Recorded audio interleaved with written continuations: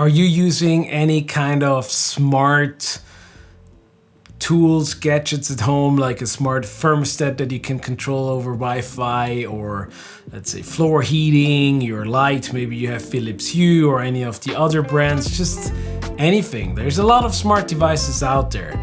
Now the challenge with that is you have like a bunch of different apps on your phone, and you know, if you want to control this, go to app A, you want to control that, you go to app B.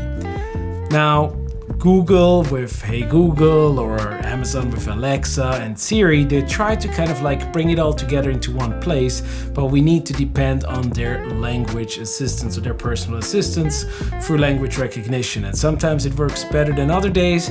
Maybe it's just me, but maybe you have the same frustrating experience. Now today I'm here to tell you there is good news. There is an awesome app I want to show to you that is free to use, it's also open source, and it's really cool because it brings it all together in one app. On your phone, you can search for Home Assistant, that's the name of the app. And now here you see basically, you have all the devices in my house. Here, for example, is the kitchen thermo, that's the floor heating in the kitchen. Yes, I'm lucky that way we have that.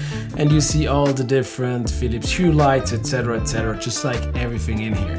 What is pretty cool for me though is I have Elgato key light, as you may recall if you have seen last week's episode where I talked about my equipment. And so this app actually brings, for example, my light in here. As you can notice, I turn it on and off, and that obviously you get the drift is all done. And the other cool thing is, just as what I've showed you last week, this whole Home Assistant server runs on a Raspberry Pi.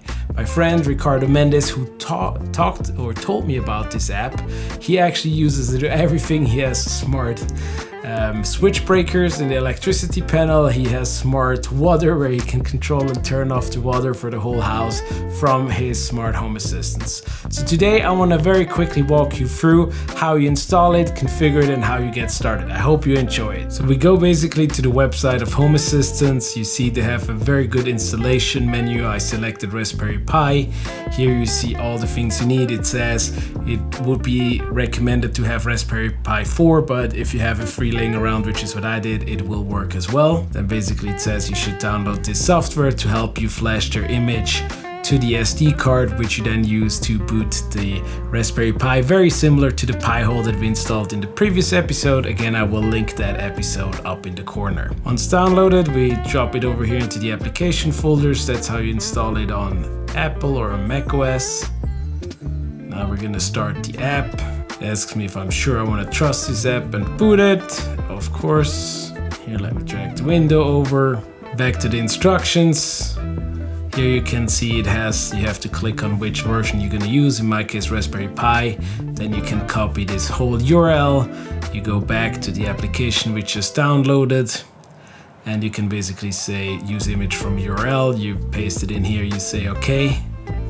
Now you select which drive and you click start. And believe it or not, this is pretty much the whole magic. Now it's going to flash the drive.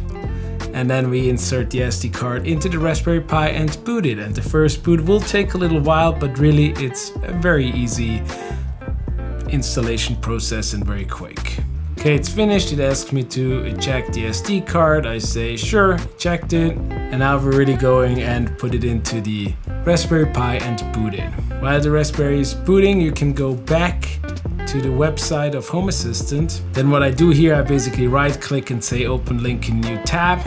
So it opens, and here now you see that the installation process is happening on the Raspberry Pi. So this takes just a little bit, and then we should be up and running and see the first devices. The first login, we define name, username, and we set a password.